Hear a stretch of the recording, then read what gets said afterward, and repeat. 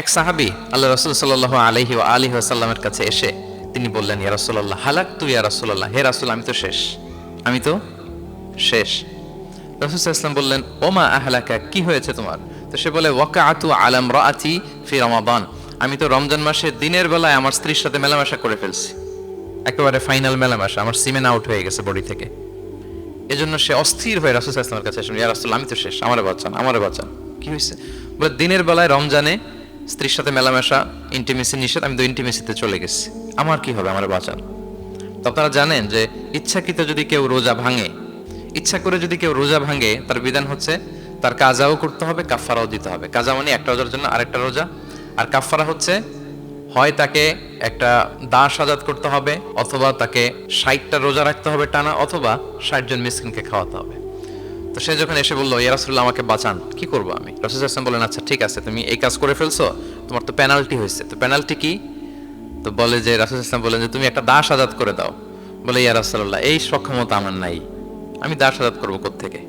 আচ্ছা এটা পারবা না, তো তাহলে টানা 60টা রোজা রাখো কাফফারা হিসেবে, টানা 60 দিন রোজা রাখতে হবে, রমজান চলে যাওয়ার পরে 60 দিন রোজা, এটা রাখো। বলে, ইয়া রাসূলুল্লাহ এটাও পারবো না, আমি টানা 60 দিন রোজা আমি রাখতে পারবো না।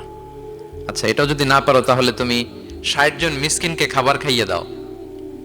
এবার সে বলে, ইয়া রাসূলুল্লাহ খাবারও খাওয়াতে পারবো না, আমি এই সামর্থ্য নাই। কি বিপদ! দাস আজাদ এটাও পারবা না, টানা 60টা রোজা এটাও পারবা না, 60 জন মিসকিনকে খাবার দিবা তাও পারবা না। তো কি আর করা, বসো, এক পাশে বসে আছেন উনি, অন্যান্য কাজ সারতেছেন। হঠাৎ এক ঝুড়ি খেজুর রাসূল সাল্লাল্লাহু আলাইহি ওয়াসাল্লামের কাছে আসলো, এক ঝুড়ি সাদাকার খেজুর আসলো। আসার পর রাসূল সাল্লাল্লাহু আলাইহি ওয়াসাল্লাম বললেন, ওই লোকটা কই যে এই কাজ করে ফেলছে, তাকে নিয়ে আসা হলো।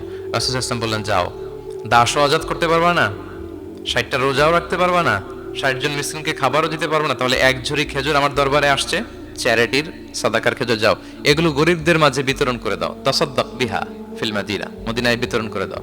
এবার সে বলে, আলা আফকারা মিন্না ইয়া রাসূলুল্লাহ, ইয়া রাসূলুল্লাহ আমার চেয়ে গরিব কাউকে দিতে হবে?